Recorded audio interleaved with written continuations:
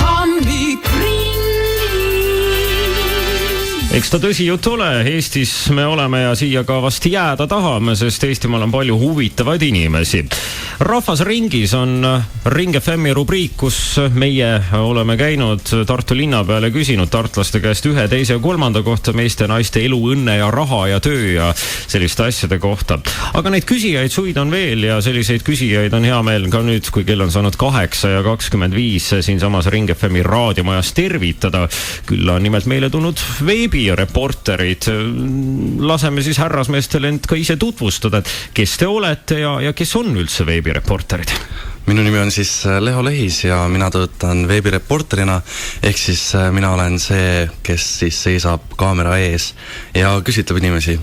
Ja mina olen siis Sander, mina olen siis see inimene, kes filmi paneb kokku ja siis enam-vähem genereerib ideed ja siis söödan Lehole ette. Kuidas veebireporteriks saadakse? Kas see on selline sünniga kaasa tulnud amet või saad elu jooksul õppida veebireporteriks või hoopis kolmandat moodi? Ei, kindlasti on see täitsa õpitav ja et Leho teab siin rääkida sellest, et julgus on üks imepärane asi, et mida siin tarvis läheb, sest et ilma selleta ma arvan, et läbi päris ei löö, et äkki räägid lähemalt.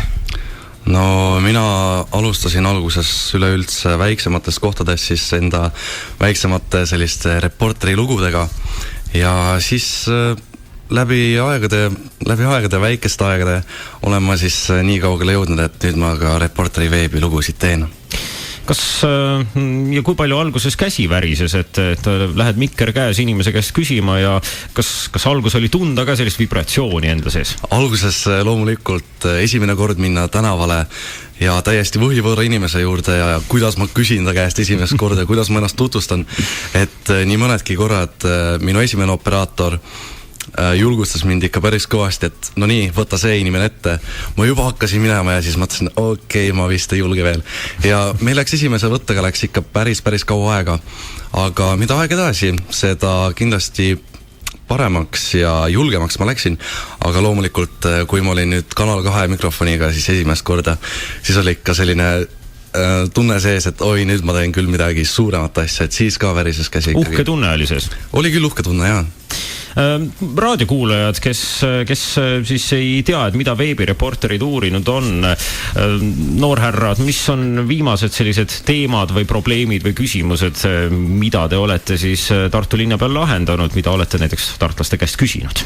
No kõige viimane, mis meil siin eile eetris oli siis teema, et kuidas siis Eesti, võtsime ette, Lõuna-Eesti mehed saavad siis näiteks klubist naised voodis, selline sebimiskeemi lugu ja enne seda oli meil siis kodu otsimise lugu, kus Leho üritas siis täiesti võhivõõra inimese käest siis öömaja saada ja see põhimõtteliselt õnnestus. Leho, kas sa said võhivõõra inimese käest öömaja?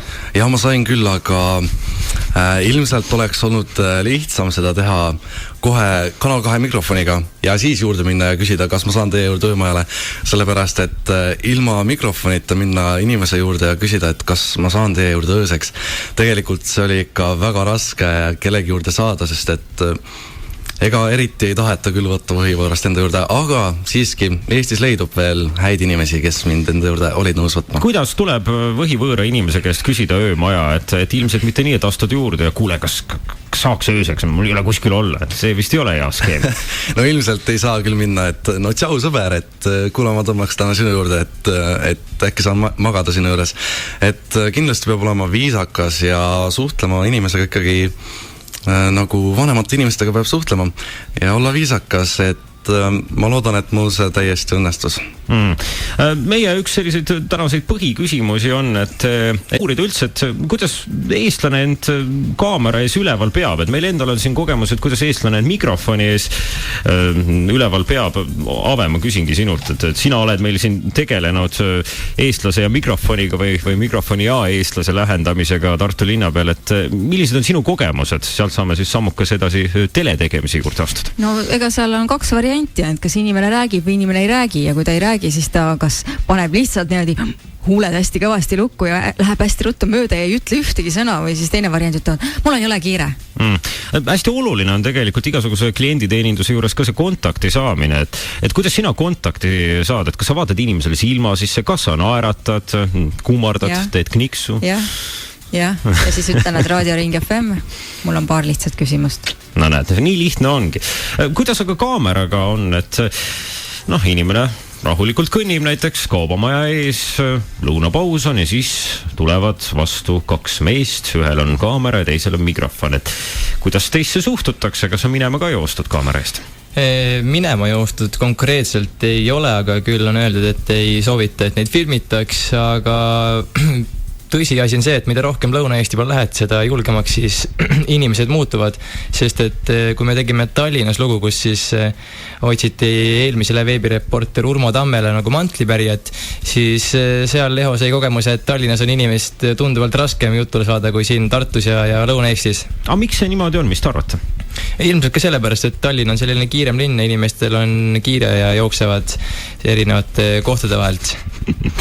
Rahapakid on kaasas, nii palju on tööd ja nii palju tuleb raha sisse, et tuleb rahapakid ruttu hoiule viia. Lõuna-Eestis palgad on väiksemad ja aega ka inimestel on rohkem. See mängib ka rolli, et Tartu on tegelikult nii-öelda veidi kompaktsem ja siin on kõik nagu ühes koos, et ei pea igale poole tormama nii kiirelt. See on tõsi jutt küll, jah. Viimati, kui ma jälle Tallinnas asju ajasin, siis oli vaja Mustamäel kesklinna sõita ja ma vaatasin, et buss sõidab 40 minutit. Tartus jõuaks 40 minutiga linnale mitu tiiru peale teha. Need küsimused, mida te rahvalt küsite, et kuidas need teemad ja küsimused sünnivad, et kus te ammutate inspiratsiooni, kas siis öömaja küsimiseks või siis tõesti näiteks noorte meeste käest sebimisvõtete õppimiseks ja küsimiseks? Eks need küsimused tulevad nii-öelda täiesti juhuslikult, et vahepeal mõtled, et mis võiks olla selline huvitav teema või mis võiks olla selline klikimagnet ja turunduslikult selline kasulik, siis need mõtted tulevad ja panna need kirja ja siis hakkad edasi arendama, et sealt ta järjest paremaks läheb ja nii nad sünnivad. Aga mis on nagu sellised klikimagnet teemad, et mis läheb eestimaalasele korda sellises meelelahutuslikus video vormis, et kunstinäitusest ja süvamuusika kontserdist vist väga palju klikke välja ei ole võimalik võluda või?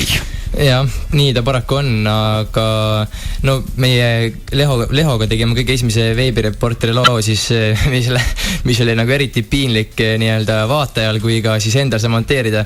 Selle teemaks oli siis, kui pikk on sinu meheau ja see oli selline teema, kus meil läks päris kaua selle filmimisega ja et kuidas see küsimine oli siis? Minul isiklikult minna inimese juurde küsima tema piirkonna kohta, siis loomulikult see ei olnud minu jaoks loomulikult kõige meeldivam, aga samas oli ka väga põnev vaadata inimeste reaktsiooni. Et osad inimesed kuidas reageerisid sellele, et kas nad siis vaatasid imeliku näoga ja kohe, et mingi noor poiss ja tuleb mingi Kanal 2 mikrofoniga ja mingi nalja küsimus äkki, et äkki nad ei töötagi seal.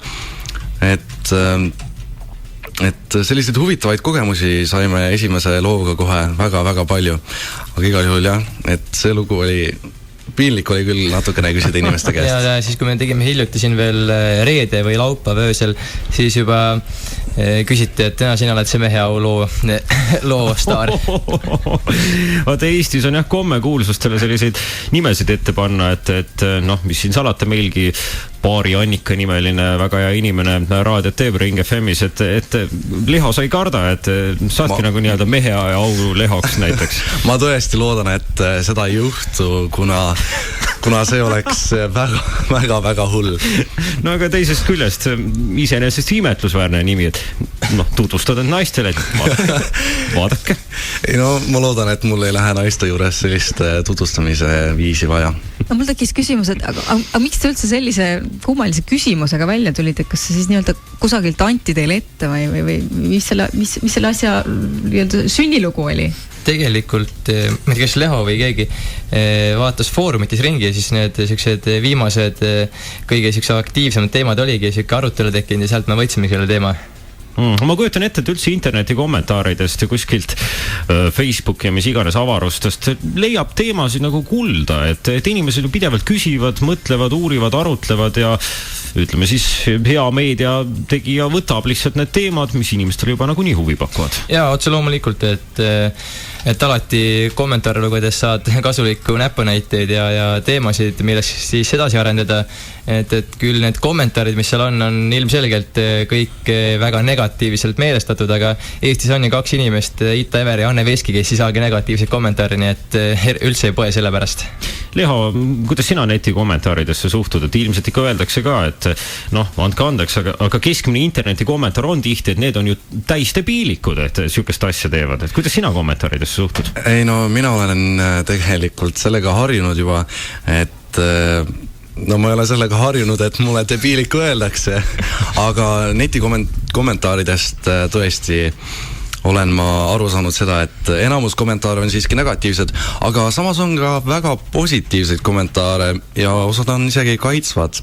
Et osasid on head lugeda, mõnesid ei ole, aga samas ma ka ei loe neid kommentaare nii pidevalt ja tihti. Et kui kommentaare loed, siis võtta üks pakk küpsist ja teed kõrvale ja saad naerda vähemalt.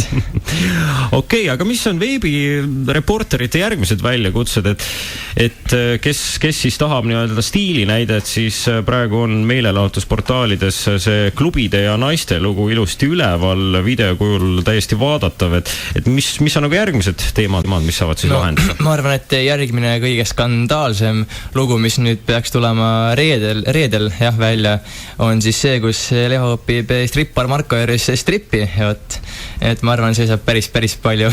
Leho, kuidas oli strippar Marko juures strippi õppida? Me vaatasime seda musta materjali, mis me seal tegime sel samal õhtul ja siis mul oli küll selline tunne, et oi, miks ma seda tegin, aga ma ootan seda lõpptulemust tegelikult ise ka juba ja ma teadsin seda alguses ette, et sellest tuleb Elu24 hitt ja sellest tuleb raudselt midagi skandaalset välja. Oskad sa nüüd striptiisi teha, et kui ma praegu paluksin sulle, et näita, mida oled õppinud, et kas saaksid hakkama? Ei, absoluutselt ei saaks, sellepärast, et kõik need liigutused, mis ta seal tegi, mis ta mulle ette näitas, ma proovisin endast parimat anda, aga ma ei ole vist strippariks sündinud. Mõni mees on, mõni mees ei ole, mõni mees on võib-olla veebireporteriks sündinud. Aga Leho, sa võid ka rääkida sellest, et mis tunne või kuidas sul lihased järgmisel hommikul olid ette? Mul on tegelikult lihased siiamaani valusad, sellepärast, et me tegime siis Marko juures soojendust ja selleks oli siis 50 kätekõverdust. No, kätekõverdused olid lihtsad, aga järgmine harjutus oli siis kõhulihaste tegemine ja neid pidi tegema 30 tükki ja pidi hoidma kaela taga. Oli 16 kilo oli hantel, jah? 8 või oli 16, ma ei mäleta. No, päris hull värk. Jaa, aga sealt videost võib näha, et ma tegelikult nii kõva mees ei ole, et ma tegin vist 16 seda või natukene rohkem neid. Ma kiiresti küsin, et Leho, mina lapsevanemana nagu natukene tunnen muret, et aga kui sa selliseid asju teed praegu, et sa käid seal strippi tegemas ja praegu on jube lahe, sest sa oled noor, aga äkki sa tahad 10 aasta pärast minna poliitikasse, et oled sa ka selle läbi mõelnud tegelikult enda jaoks, et kõik see, mida sa täna teed ja mis see interneti üles läheb, et sellest jääb tegelikult eluks ajaks märk maha? Ma olen mõelnud selle peale, et kindlasti jääb mingi jälg maha, aga ma üritan tõesti teha mitte selliseid lugusid, mis minu mainet kuidagi minu tulevikus saaksid mind alla tõmmata või katkestada. Viimane küsimus veebireporteritele, et natukene praktilist näpunäidet ka, et oleme siin rääkinud, et kuidas on siis startlased kaamera ees, et kui inimesele tuleb, astub nii-öelda meediaväljaanne vastu, on ta siis kaameraga meediaväljaanne, et kuidas inimene peaks käituma, et kui ta nagu ühest küljest tunneb, et küsitakse ja peaks ikka vastuseid andma, aga samas ei tahaks end ka telekas näha, et kuidas peaks startlane või mis tahes eestimaalane käituma sellises olukorras? Kõige targem on julgelt öelda, et ma ei soovi, et mind filmitakse või kuskil avaldatakse ja näidatakse, et meil on päris mitu juhtumit olnud, kust inimene laseb väga sõbralikult ennast ära filmida, vastab küsimustele ja siis kui jõuame toimetusse, hakkame monteerima ja asja kokku panema, siis veidi aja pärast helistatakse ja öeldakse, et vaatada nüüd mailboxi, et on olnud kiri, et see inimene sellel kellaajal selles kohas ei soovi, et et tema materjalis avaldatakse. Ja siis te ei avalda? Jah, siis loomulikult ei avalda. Aga tegelikult on ka väga põnev on, isegi siis, kui me ei filmi, tegelikult me küsime ka inimeste käest nende päris arvamust siis ka ilma kaamerata. Ja tegelikult me oleme kuulnud päris palju lahedaid juhtumeid siis ka kaadri taga. Et kindlasti, et me oleme väga sõbralikud, et selles suhtes meiega võib ilusti rääkida. Seda on hea kuulda. Suured tänud veebireporteritele, jõudu ja jaksu siis järgmisteks väljakutseteks ja suured tänud, et hommikul sellisel varasel tunnil leidsite aega raadiosse tulla. Suur aitäh teile!